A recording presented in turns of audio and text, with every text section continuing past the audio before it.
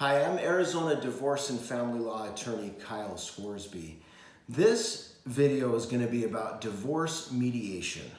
People often call the office and they're wanting to go through with a divorce and they say, well, I want to mediate. I want to resolve this case by mediation.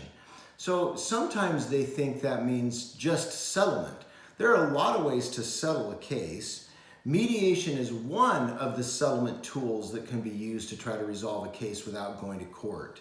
So there are other tools or informal settlement negotiation efforts that can be made, but mediation specifically is hiring a third-party a neutral mediator who's not representing either side to help facilitate agreements. So the situation where I really support mediation is when both sides have already retained lawyers. I think lawyers help a lot to direct people and to make sure that they do all the appropriate fact gathering and investigation to be properly prepared for mediation.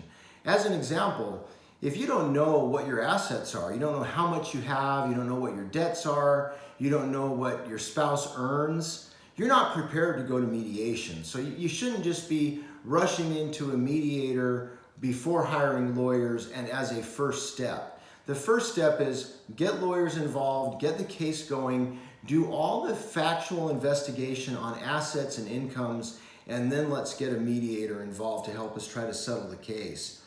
Another reason it's really important to have a lawyer is often one of the spouses has inferior bargaining power, unequal bargaining power. If you have a situation where, let's say you're a woman and your husband has been really overbearing and maybe abusive, I would never want a wife-client like that to go into a mediation unrepresented by a lawyer, because that husband who has bullied her previously in the marriage is just going to continue to bully her in that mediation process. So it's a lot better to participate in the mediation in that situation with your lawyer to make sure you're protected.